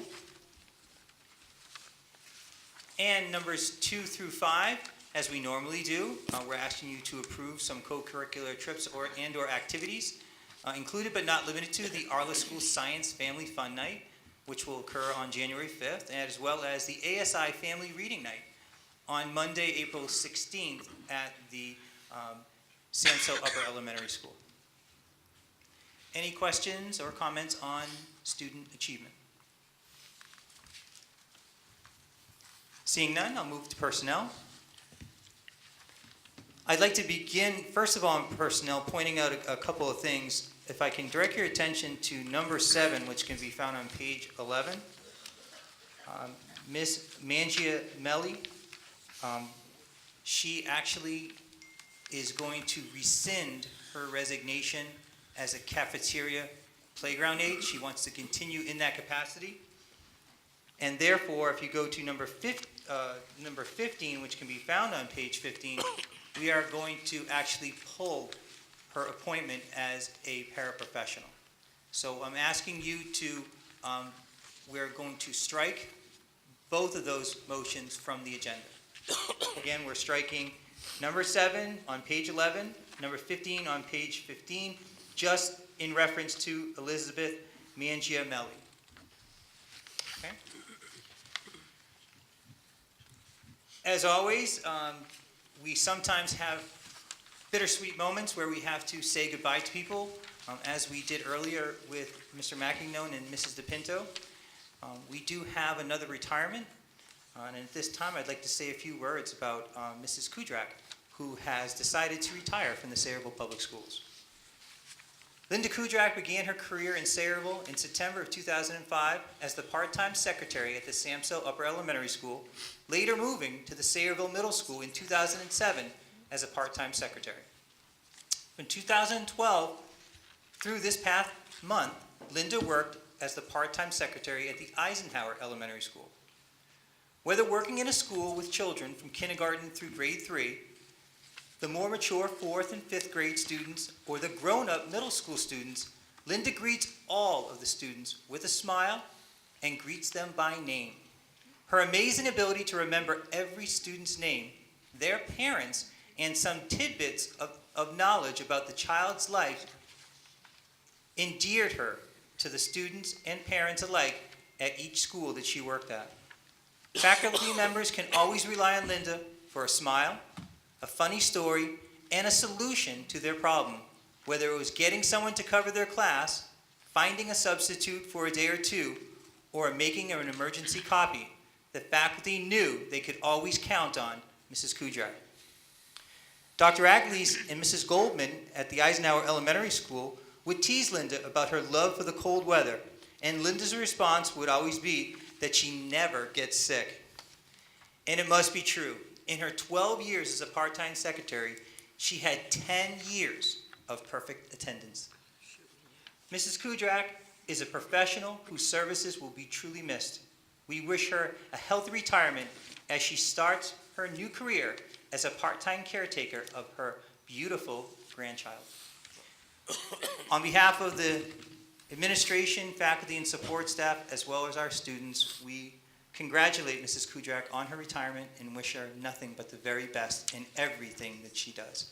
More so, we thank her for everything that she has done for all of the students that she has worked with over the many years while serving our district in such an impeccable manner. Moving along, numbers 14 through 15 and 29, which can be found on the addendum, we're asking you to appoint a new certificated and non-certificated staff for the 2017-18 school year. You can find those on pages 13 and 15, as well as the addendum. Please again note, with regard to the certificated staff motion, which is number 15, we are striking that one reference to that one staff member that I mentioned earlier. And on number 28, I have a special recommendation for you. As you know, Board of Education, Dr. Shediak conducted a search for a new supervisor of social studies and related arts, and she was very impressed, as well as her entire committee, with the candidates that they had the opportunity to interview. But it is with great honor and pride that I recommend to you Mr. Michael Salem today to be our next supervisor of social studies, world languages, and related arts. I had the opportunity to meet briefly with Mr. Salem, as did our personnel committee earlier today, and was very, very impressed with his polished approach toward curriculum, instruction, as well as the great potential that I feel that he has as a leader in this school district.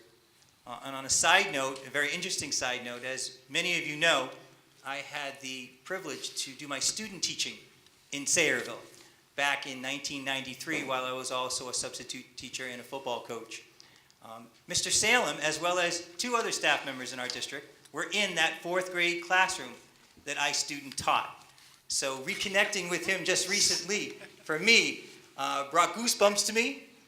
And I know that upon your approval, he is going to be a welcomed addition to our administrative team and most certainly to this district. And I know Michael is here today, so Michael, if you could stand up so we can all recognize you. Thank you, Michael.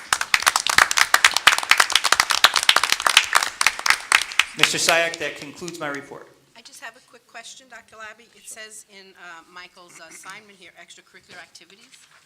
What exactly does that mean? All extra, the previous supervisor, Mr. Gentile, also supervised co-curricular and extracurricular activities, Oh, okay. meaning the band, the okay. clubs, and so forth. Okay, thank you. Mr. Salem, welcome home, and congratulations on the position. I know you're going to do great, and I also know that Mr. Gentile is smiling down right now because I know he was a mentor to you, and as a result of that, he will live on through you in the way that you lead the history department and our extracurricular activities. Congratulations, and good best of luck. Any other questions on the superintendent's report? Mrs. Bacco. I should have asked it earlier. It's more of a general question. When you have, like on page 6, when you say for these trips that salaries are based on the 16-17 salary guide, what is the salaries for? Bus driver rates. Oh, okay, thanks. Any other questions in the superintendent's report? Okay, we're going to open up the public on agenda items only, but before we do that, I just want to make some brief comments. I probably get 1 to 2 emails a week on average dealing with concerns in the district, ranging, on everything. And some come directly to me, some Dr. Labby is copied on as well, and we deal with them as they come. But one of the things that we've noticed over the last couple of weeks, and I have to say, I think it's a larger piece with society, we're losing the ability to have a productive civil discourse. I mean, we're getting emails from parents and residents where, I'm being accused of being Labby's lapdog. This is the language that's used. The dishonest superintendent. Comments about, certain actions being racially motivated when there's no examples whatsoever in the email of anything being connected to race. And it's the type of commentary that's just absolutely incendiary. and it doesn't result in a productive discourse or a productive address of the problem. And I think most people, when they write to us, if they write to us and they're sincere about the problem and they state the concern, most of the time we're able to resolve it. So I would just encourage the community, if you've got a challenge that you're facing, first of all, talk to the teacher. If you can't get resolution at the teacher level, talk to the building principal, then the superintendent, and then the Board of Education. But I promise you, attacking us, accusing us of threatening litigation, accusing us of bias, it's not going to get you any quicker of a response. And more than likely, it's probably going to limit the response, because ultimately we're responsible here not only for the children, but we're also responsible for the taxpayers. And having an $80 million corporate entity, if we think there's litigation that's going to back up or follow an email, we're going to be a lot more guarded in our response than if you just come at us and say, look, I've got a problem, I could use your help. So and I know I'm probably preaching to the choir here, but I know a lot of people watch these meetings on television, so I just wanted to share that with you as a tip for if you've got a concern.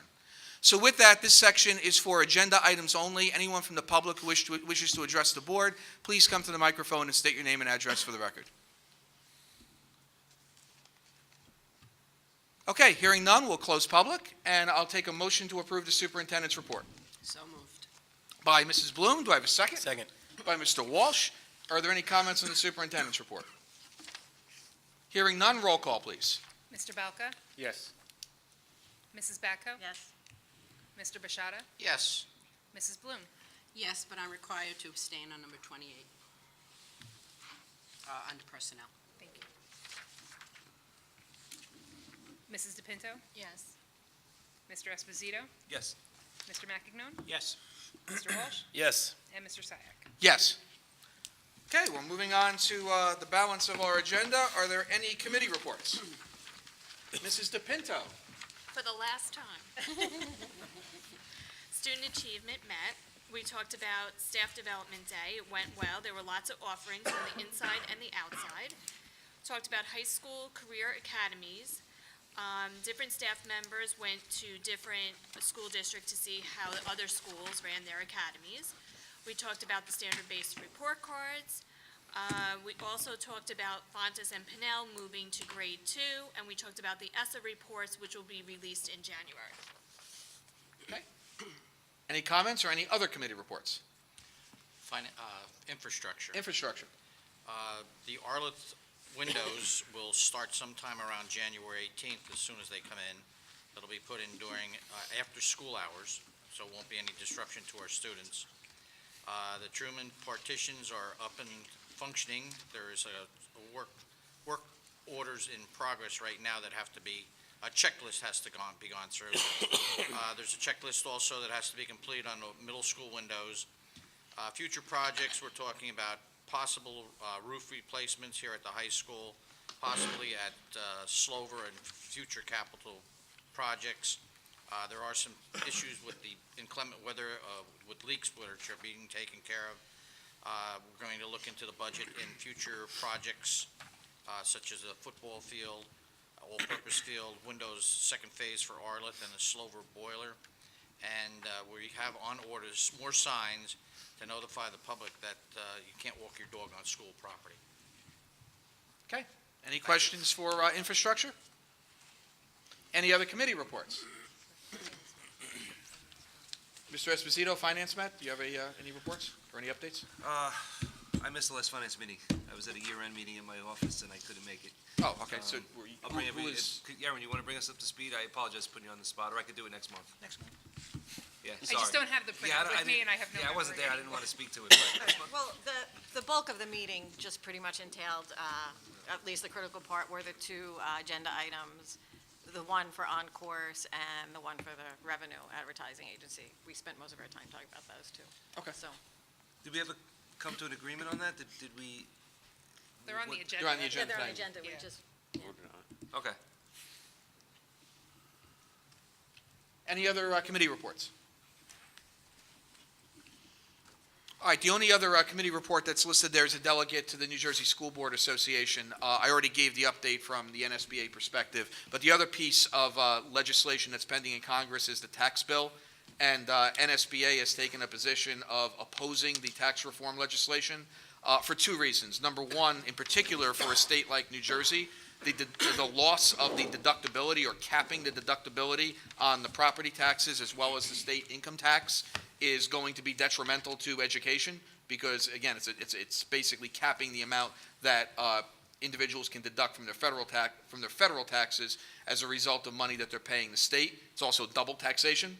But the other concern with the tax legislation is the ability, as proposed right now, to use Section 529 funds, basically funds that are set aside for college education, for private schools. And that will further drain resources away from public education. So NSBA is urging a no vote on the tax reform legislation. Mr. Bishada. The Congress passed the tax reform. The Senate will pass it tonight. They have enough votes. And our president supposedly will sign it. That's kind of where this was going, which is why you haven't been seeing a lot of emails from me. Plus, most of the congressmen in New Jersey already know how to vote on this thing. Most of the both by congressmen. party as well as the fact that New Jersey will be adversely impacted. Most of our Congress people here in the state of New Jersey, Democratic and Republican, voted against the tax reform. Yeah, New Jersey and New York will be particularly hard hit. Any other comments or any other items of Just one business? discussion, I just want to throw a pitch out for the Junior ROTC program. They're doing a fundraiser tomorrow night at Texas Roadhouse. Download the flyer.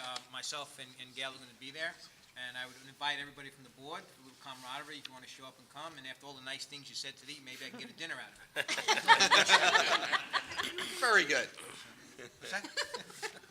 So there's a flyer that came out on Obama Blast, just download that, and I hope to see you guys there. We'll be there about 1,700 hours, so. 1,700 hours. Tomorrow. Tomorrow? Thursday, Wednesday? yes. Can I Wednesday. bring venison?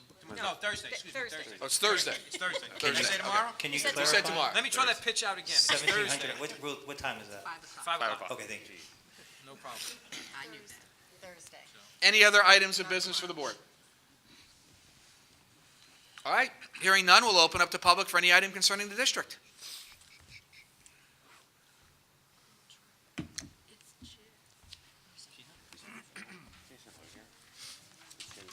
Hi, Jill Trapp, former Sayreville member of the board, as well as resident.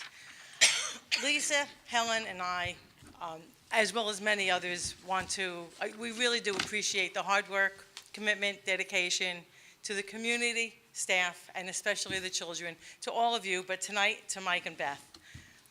Through good times and bad, and some not good. No, really not good. But the dedication is really appreciated. I want to thank the Board of Ed for giving me an awesome blackjack partner. I'll never forget those nights. And one more shoe, let's double down. And also, as I heard tonight, it reminded me, HUA, which is heard, understood, and acknowledged. And with Beth, we met when Victoria was little and Tricia was still cooking. And we spent a lot of time, PTO, PIC, and then thanks to the Board of Ed, we have a lifelong friendship. Second to none. We'll continue our morning chats. I look forward to them every morning, 7:30, sometimes 8 o'clock if I'm lucky.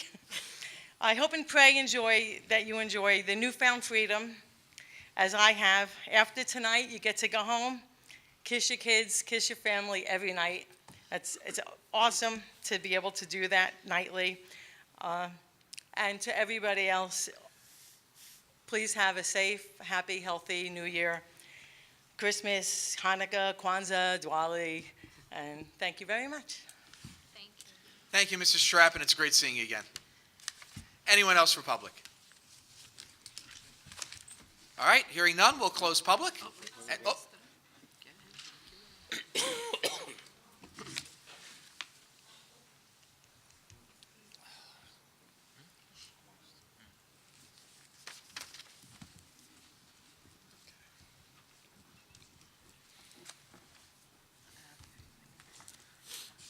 everybody. Happy holidays.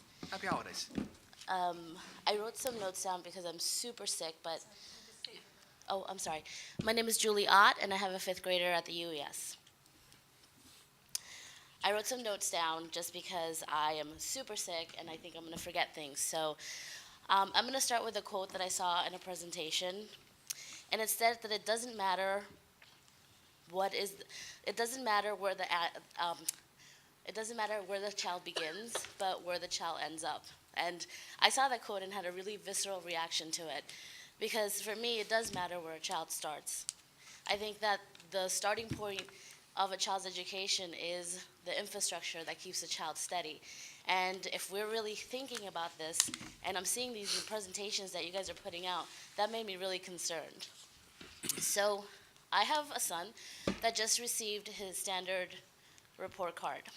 And I could tell you he's homesick as well. If not, he would be here because he really wanted to talk to you guys as a kid and to share how he felt.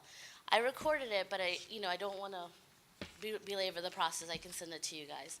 He was really upset because when he looked at his report card, he didn't feel like the report card met the amount of work that he put out. So I asked him, Eddie, what did you think and how did you think you did? Well, Mom, I really thought I exceeded expectations.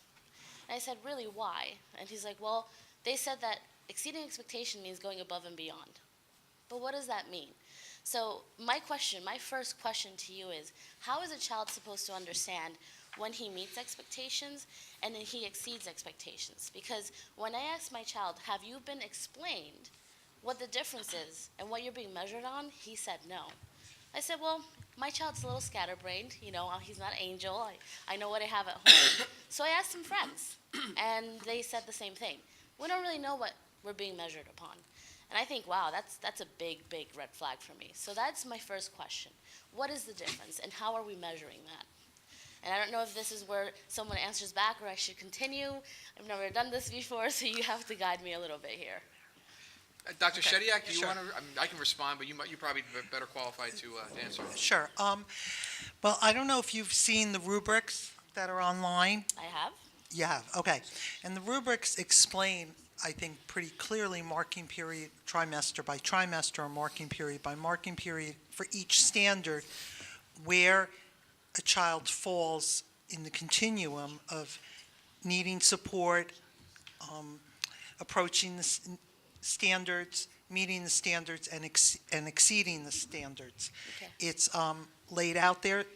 The children, we provided to the teachers a presentation to show to the children in the early fall to help explain to the children what the report card meant, and hopefully, a conversation took place within the classroom based upon that, and student questions were answered. So am I to assume that exceeding expectation is that he is or she is performing at above grade level? It's, in many cases, it is above grade level. It's taking the standard and it's applying it to different situations. I mean, it's hard to talk in generalizations about the standards, and certainly, I can go over the individual standards with you. Well, I'm not, it's not just me, right? It's always dismal when you see this, and on Facebook, everything's blowing up, to your point.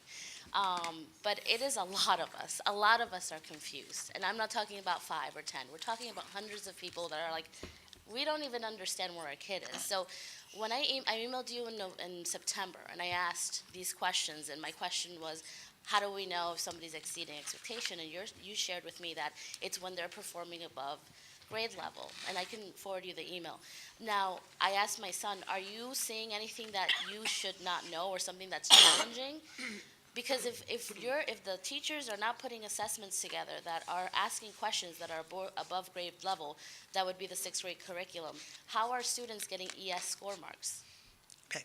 At the beginning of the year, and it depends on the standard, the standards vary from trimester to trimester. So what a student, to exceed standards, and some of the standards in the first trimester might be that they are now in November, where we would expect the students to be in June. It may not always be above Okay. grade level. I'm just going by what you shared with me in September, and like I said, I'll Right. give forward you Well- that, because that's one of my points of contention.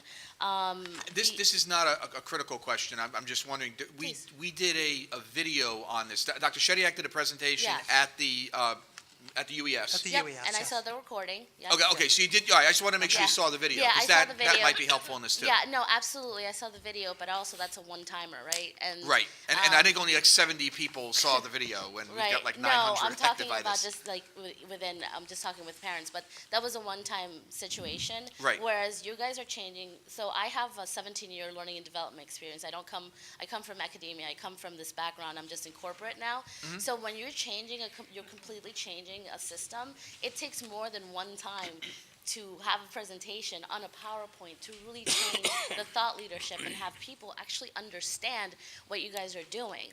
So one-time PowerPoint is not going to educate anyone, because as we know, we're YouTube culture. I can go and look at surgery. I'm sure as hell not going to be a surgeon after I finish that one PowerPoint or that video. Right. So those are so I just want to continue, because I know that I'm No, running and out of that's fine. I time, just wanted to make sure you Yeah, at least saw the absolutely. one-time video. All right. So, okay, so that helps me, thank you, because I was really confused with that. Let's see, I'm just going down. The other thing that really, I think, really upset me and a lot of parents were the fact that we don't have access to Power School anymore. Because I understand that you can't have those systems. But the thing is that Power School was our tool. It was our ally. It was the thing that allowed us to know how our children are doing. The thing is that I spoke with Dr. Labby this morning, and he shared with me that the teachers should be sending XYZ home, and I really don't want to sit here and fault the teachers. Is it administratively? Do we know that, like, school-wide, everybody knows to do these things? I don't know. I'm not in your district. But I know for myself, I don't know what is going on in my child's education. Now, when I had Power School, I can literally day by day, week by week, I can see exactly how he was excelling or not. When he would come home, I could have that discussion with him and say, Eddie, I saw that you got a 70. What's going on? Let's have a discussion. How can I help you? How can I partner with you? But you took that away from us. And that's a really big deal. And we've heard that concern. Dr. And Labby, it's- do you? Well, and that was the impetus for us to go out and look for a new student information software system. Right. We knew, though, that before we could do that, we needed to do something within the Power School system. So we've done our best to modify and adapt Power School, which is very difficult to do, by the way, and thank God we have a genius here in the district, two geniuses here in the district that can do that to the maximum extent possible.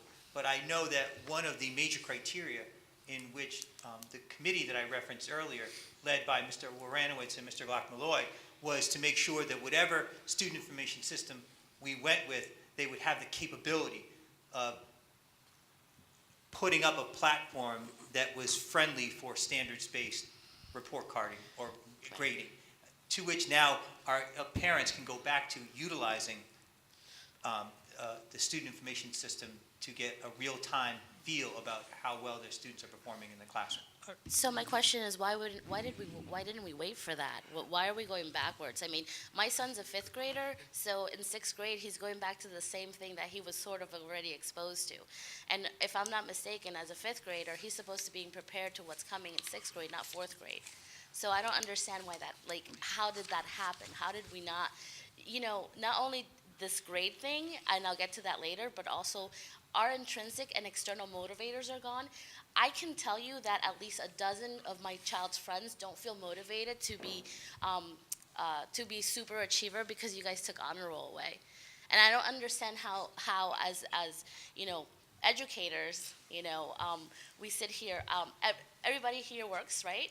Everybody works for a bonus or a promotion. So if we as adult learners and adult people that are in corporations need motivators, how can you take that away from a child? You have children literally not caring about these grades, literally not caring about it, because you took that away. But nevertheless, I don't want to go through too many rabbit holes because I just want to finish some questions that I did have as soon as my phone decides to unlock. One of the questions that I was confused about, since we're in standard-based report cards, why are we still benchmarking? We're benchmarking to assess where students are on certain standards and to have a standardized assessment across the different classes. But isn't that what the standard-based report card is for? But it's not a common assessment.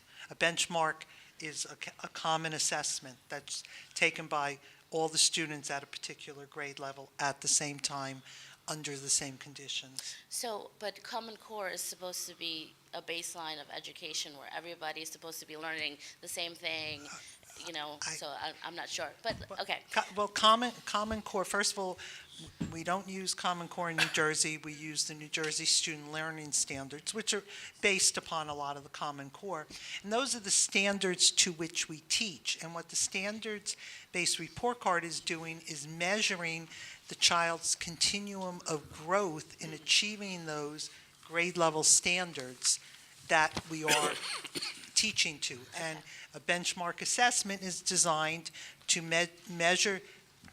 It's one of the measures we use. It's not the only one, but one of the measures we use in language arts and math to assess where the students are at a particular point in time. Wonderful. So because you took Power School, are we now, as parents, going to get access to the benchmark assessments, which we're not able to know what's going on with we just get a grade? We don't know exactly what they're being tested on. Even with Power School, you never saw I know, the but you took benchmark that away. assessments. So now, because we don't know how our children are doing on Well, a consistent well, basis, is that are coming back? Are the teachers, are you saying that your child's teachers are not sending home Friday packets, which include their graded I would say assignments? that when I reach out to my teacher, she's responsive, but what I said in the beginning is that the experience is not consistent. It's not consistent for everybody, so there's a lack of consistency. Well, I think right now we're talking about your particular situation, and my understanding is that Friday packets are sent home. I can tell you no. My son's not getting packets. On Friday, my daughter is also a fifth grader. She comes home every Friday with a folder. Yep. One folder that has math and LAL and one folder from both teachers Right. full of tests. Right. That I have to sign. And that's Right. supposed to And- replace and- what and- parents would have Right. normally found on the portal. But it's Right. not happening consistently. So if, yes, you want to use my But child but as it is happening to you. Your It's- child is it's- no. receiving those. No. Your and- child is not receiving No, he's those. not. And a lot of other children also are not as well. So can I make this, can I ask just a clear-cut question, if I may interrupt, just Yeah. on this subject? Is it district policy that we require teachers to give back to parents every graded assignment? Not, There's not a Board of Education No, we've never had one policy, of those. but it is a procedure that has been set forth. So the answer is, they have, Well, yeah. to do their job properly, for lack of a better word, they have to do that every week. That's what they're supposed to do. And they know We this. require that of them, is what I'm asking. I don't know the Te- answer. Teachers are told, and I had a discussion today with the principal to say, am I correct in that the fact that the teachers are sending them home? The benchmark assessments do not go home, okay, for security reasons. Okay, And how do because we know the grades of those? Since there is no portal, how would you know? You don't. Well, they were never on the portal, the benchmark. Yes, they were. assessments. Yes, they were. Yes, they were. Absolutely. They were. They're If 10% the of your grade. teachers, Okay. if the teachers did not send them home, we can make sure that the teachers. Maybe they could write them on the folder or Right, something? right, it can just be, it can be just a sheet of paper, it can be included in that, if they're not doing that, but certainly, and that's what they used to do in the past, too. Well, a in lot the of past, times. they were On the portal. On the portal. Right. Right. But maybe what we could do is maybe a meeting could be had with the teachers, so there is more consistency of those Friday folders. Yeah, going yeah, out. we'll. I mean, I know I get one every Friday, I will follow up on it, but maybe some but teachers certainly, aren't. I mean, right. every Friday, she takes hers out and we sign. Right, you go over it, Probably right. at least 10 sheets. Right. But maybe some aren't. Now, I just have two more questions. My other question is regarding next year. So how are you guys going to use the standard-based report card scoring to place children next year in sixth grade? it'll be, to place them in sixth grade, Meaning, if they're special ed, or maybe they need, advanced classes, or they need extra help. The special ed is kind of an easy answer. That would be determined at an IEP meeting. Okay. And for the other students, we'll use them much in the same way as we have regular grades. We will have a rubric developed that will take into account the different type of grading system we're using. But currently use there is not, because how are you going to make that happen? Like, how are we going to know? How are you going to know? How are you guys going to evaluate? How do you develop the rubric, I think is your Right, question. right. Yeah. We will be we'll be developing a rubric. And But how would you go about doing that, I think is how would you know that a meet expectation on a certain Correct, number of because there's standards no, correlates to? thank you. There's no numerical equivalence. Right, So but- it's a meet expectation is not a 91, an exceed expectation is not 100, but you guys have a numerical system in the 6th grade. So how are you guys going to take that and convalidate it so that it means the same thing? Well, if a student is meeting standards at the end of 5th grade, then they're meeting the grade level standards and they're doing well, and they're ready to move on to 6th grade and to handle the 6th grade work. If they demonstrate within certain areas a particularly high ability, that, by getting the exceed standards, that will be taken into account. The approaching standards will be looking at each of those. And we used this last year for kindergarten through 2nd grade, and we also have needs to place students at those grade levels, whether it be in basic skills or in talented and gifted programs. So we have developed the rubrics. But not for Using 6th those. grade. And we have set criteria already Okay. Right. for kids going into advanced classes. Yes. Right. And grading is just one part of that criteria. There are assessment scores, there's teacher recommendations, there's applications that are also part of that. So that will be incorporated into that process. And when it comes to basic skills, as Dr. Shediak alluded to, naturally, children that are not meeting standards or not approaching standards, those will be children that we look to provide additional interventions and services for, so that we can ensure that they will be meeting those standards. And we did develop last year the rubrics for the students in kindergarten, 1st and 2nd grade for their placement in either basic skills or in talented and gifted programs. So we will do the exact same thing. I can tell you next that year. my son was struggling with one particular subject, so let's call it he was approaching standards, and he didn't get help because he wasn't failing. So if that's how we're going to do it, then I'm really concerned. I'm not sure I understand. So basically, he needed help, and because he is not failing, he was proficient enough, he was denied help. Again, you can call me and we can talk about that. Yeah, Okay? All right. that's an individual matter. And I think that's really it. I think the last thing is I was, and I shared this with you, Dr. Labby. I found the whole experience of unnerving and overwhelming, and I'm not the one.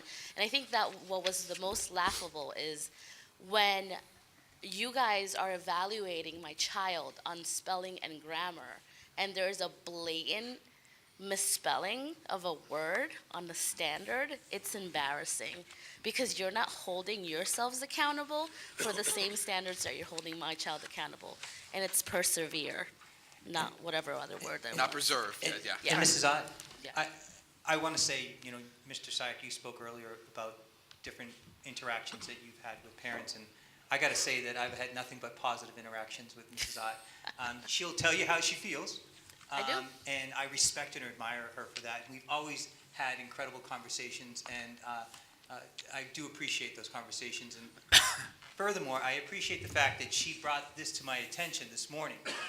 And board members, I prepared for you a packet. You'll see with the emails. We have to rely on a vendor to code the report card. And you can see in this that persevere is noted to the vendor. Please check, make sure you correct all these spelling errors, and persevere was noted. And the vendor replied, a couple of days before those report cards came out, all the corrections have been made. No one checked. It came back on the 14th, and when did those report cards go out? I mean, just saying, But when you have that vendor who we're paying, and we noted, and it's even handwritten in there, persevere, you can see it, that we told the vendor that these were these spelling errors, and that wasn't made. It's unfortunate. Yep. I apologize for that. You did. I agree that It shouldn't be. We shouldn't have any spelling errors, particularly on a standards-based report card. But I do want you to notice that it was picked up, it was reported to the vendor. The vendor does say in his email that he did make the corrections. Unfortunately, they weren't, so I am sorry. Okay, so you meet standards, you don't exceed standards. I'm approaching He's approaching standards. I'm definitely approaching. I would say that, yeah, you guys get an NS, you need support, all right? Well, thank you so much for listening. Thank I you, Mrs. appreciate Ott. your, Thank you. sure that it's not the last time you'll see me. I'll pick up next year with this. All right, thank you.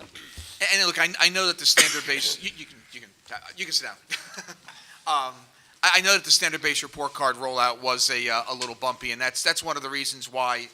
Okay, I'm trying to be optimistic here. It was a little bumpy, but we are trying to move the district and take the district to the next level, and that's why we're doing a lot of these initiatives. We're trying to really push the district to where we want to go in terms of being able to compete. Hopefully, we'll have in some day in this district a blue ribbon school.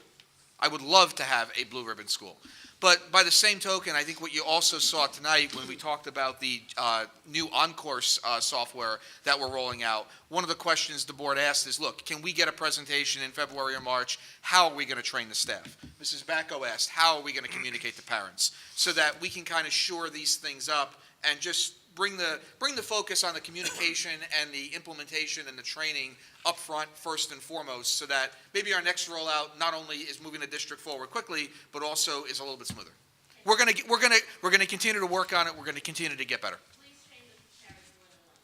Okay, and that's also a point well taken. Thank you. Anyone else for public?